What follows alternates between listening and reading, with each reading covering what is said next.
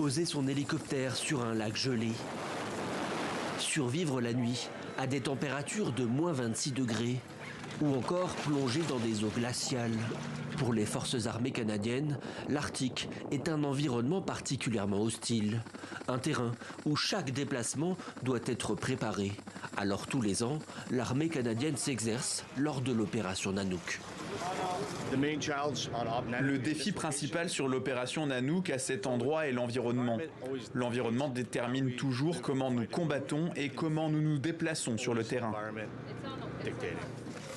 Se déplacer sur le terrain et affirmer sa présence dans une zone qui représente 40% de son territoire. Pour le Canada, l'Arctique est un enjeu militaire, économique, géostratégique. Et à mesure que la planète se réchauffe, la région s'entrouvre un peu plus chaque année, suscitant un intérêt croissant des grandes puissances. La Russie renforce sa présence. Les États-Unis ne cachent plus leur visée expansionniste.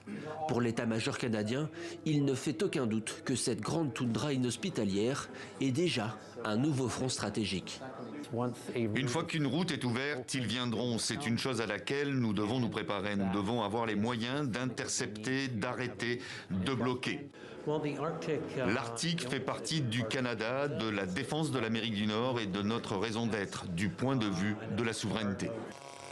Entré récemment en fonction, le Premier ministre Mark Carney a prévenu que la sécurisation du Canada était au cœur de ses préoccupations.